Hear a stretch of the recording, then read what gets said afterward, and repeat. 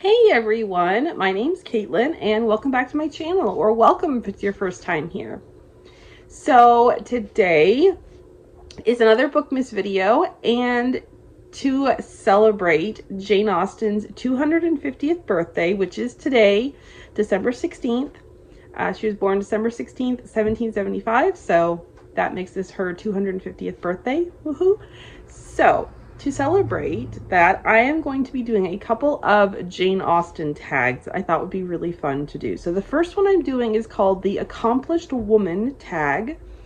And this is a tag that is drawn from a conversation between Mr. Darcy and Caroline Bingley in both the book and I think in probably every movie adaptation as well, of their definition of what an accomplished woman is. And so each question or prompt in the tag is drawn from one of the lines of that conversation.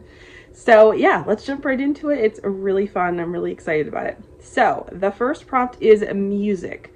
Favorite literary musician. Can be a fictional character or a real person, but appears in a fiction book.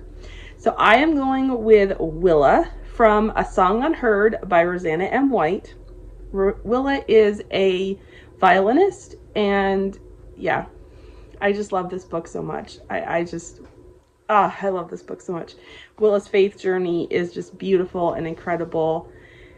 And yeah, I just adore this book. I adore this series. And yeah, this is one of my very favorite Roseanna M. White books. So if you're not familiar with the series, this is book 2 in the Shadows Over England series.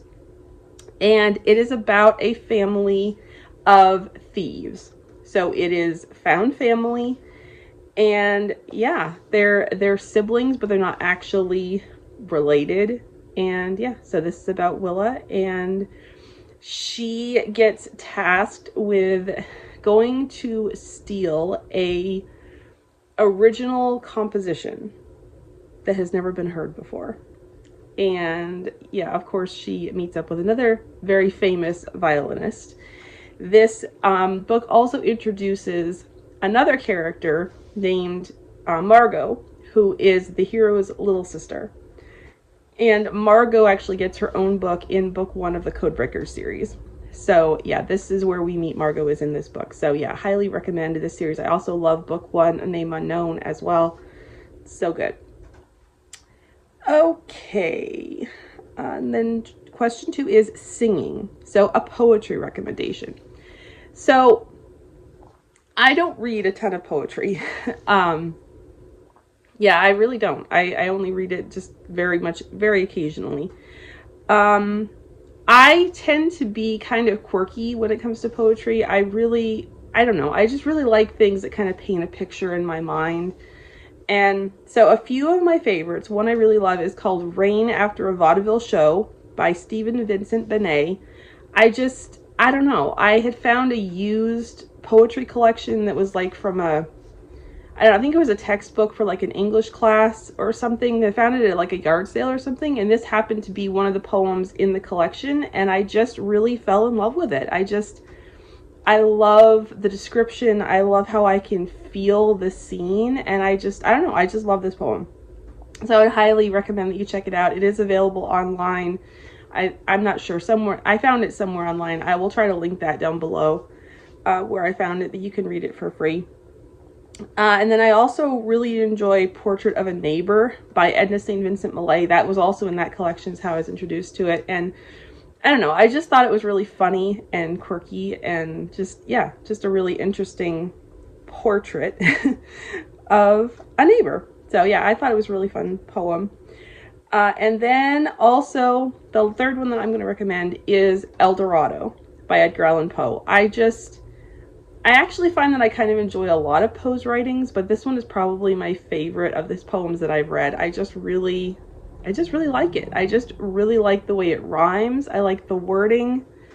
I don't know. I just like the picture that it paints. Okay. Then question 3 is drawing. So this is a beautiful cover.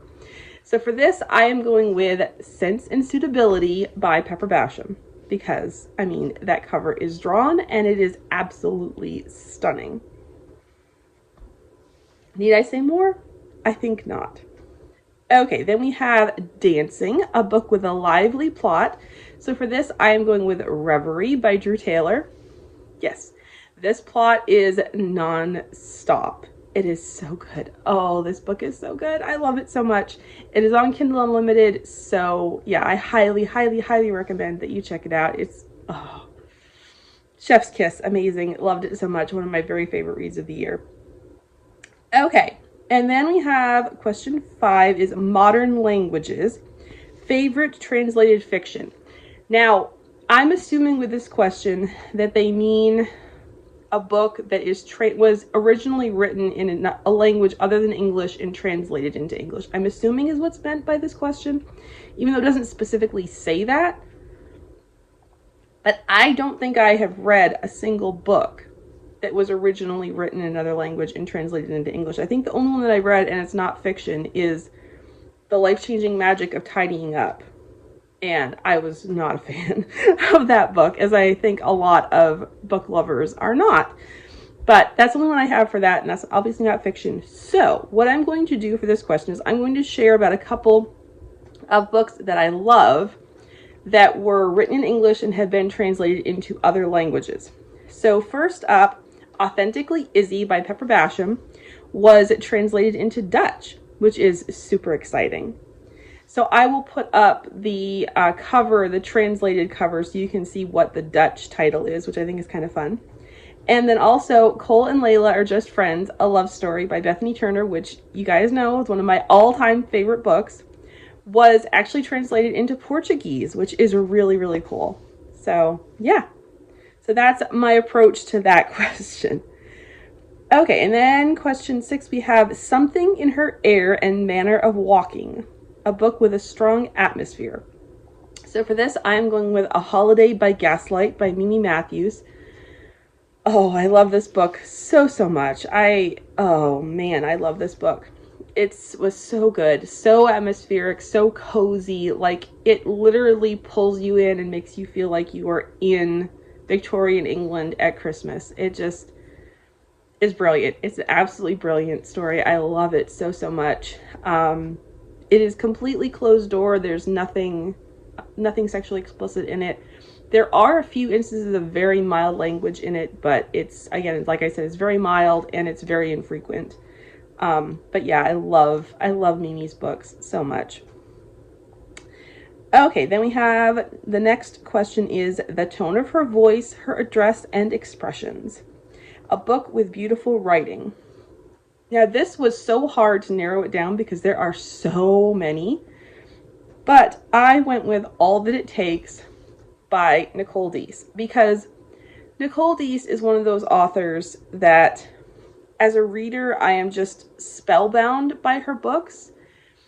And as a writer myself, I feel like, why do I even bother trying? Because I will never in a million years be able to write anything as beautiful and breathtaking and just absolutely phenomenally gorgeous as what comes from Nicole Deese. It just blows me away. It just blows me away with how brilliant and amazing she is. And this is probably my favorite book by her.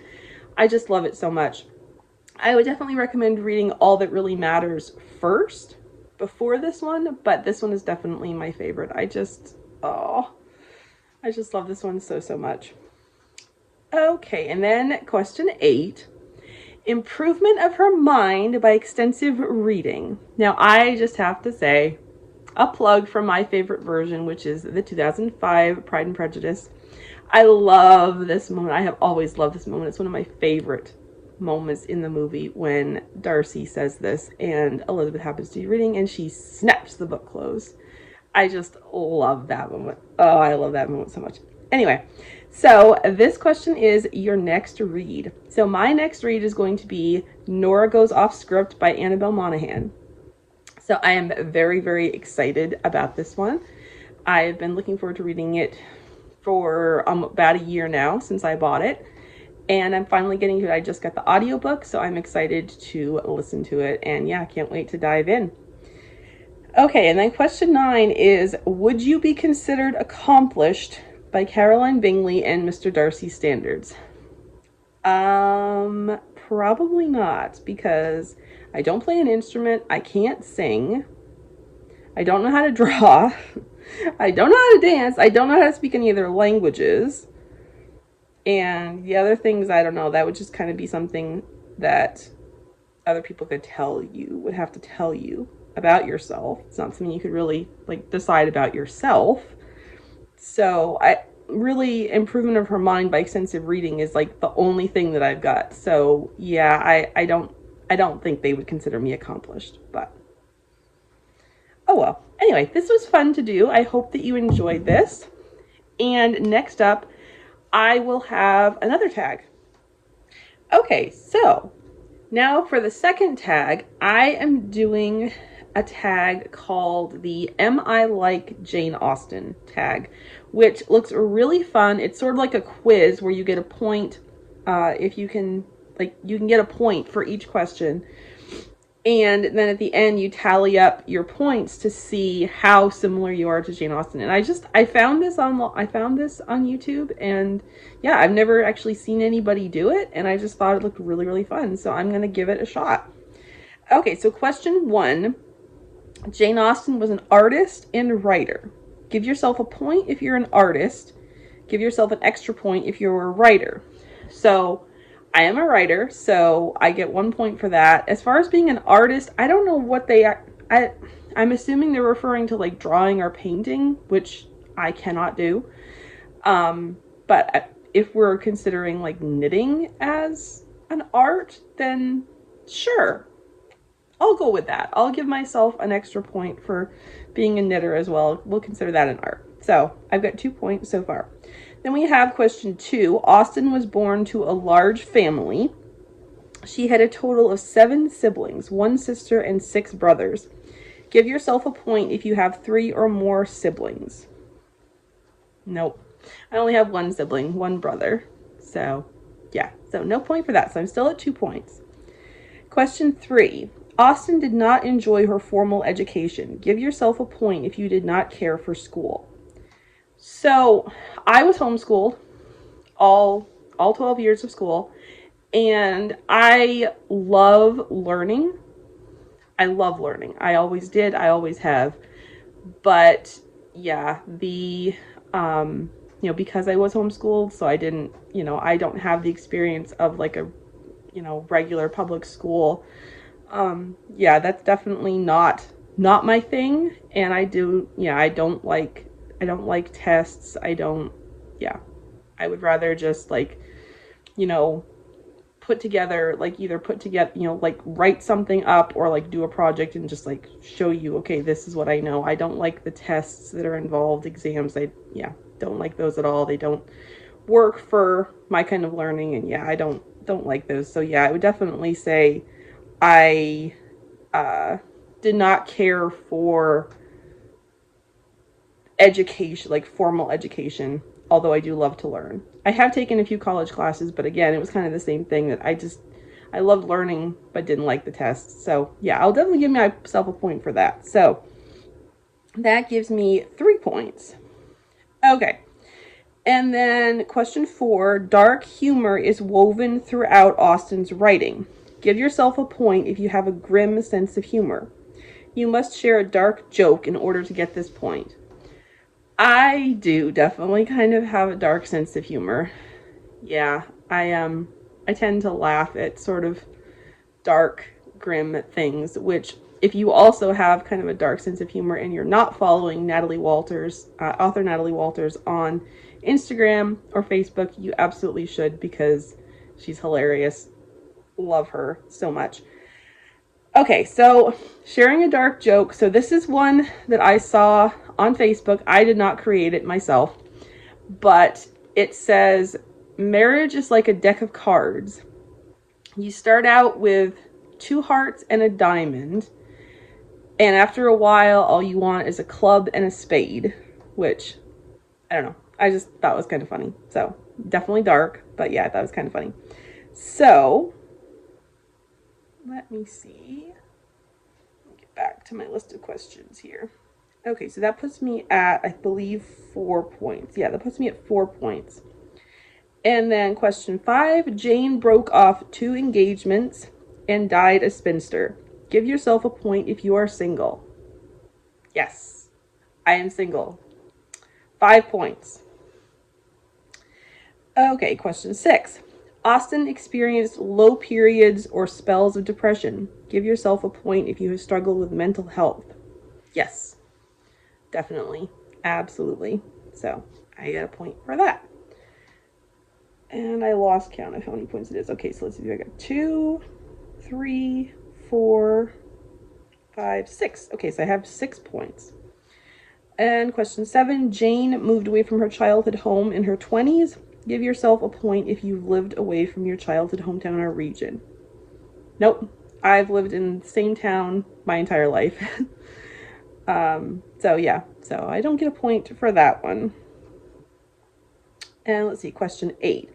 Jane was not vain. Give yourself a point if you have very little interest in vanity. Yeah, I'm going to give myself a point for this because, yeah, most of the time, I don't really care what I look like. Yeah, it's fun to get dressed up occasionally, but most of the time, yeah, like I don't wear makeup usually, and so it's just, kind of a what you see is what you get kind of girl. So yeah, I'll definitely give myself a point for that. Okay, and then to go along with that, question 9, hair was a little concern to Austen. Give yourself a point if you cannot be bothered with your hair. Yes, I'm giving myself a point for this because, yeah, I don't do anything special with my hair. It's just like, brush it, ponytail or a bun, maybe. I'm good. I never do any kind of styling of my hair or anything, so yeah, just, maybe like if I'm getting dressed up or if I'm like trying to do like a cosplay type thing, maybe I would style it, but for every day, no, I just do the basics. Okay, and then question 10, which is the last question. Austen expressed her distaste for hot weather. Give yourself a point if you dislike the heat. Yes, I'm giving myself a point for that. Yes, I definitely dislike the heat. Thankfully, where I live in Vermont, we tend not to get a lot of super hot days. Usually the hottest we get is in the 90s. And that is usually only we only get 5 to 10 of those usually a summer.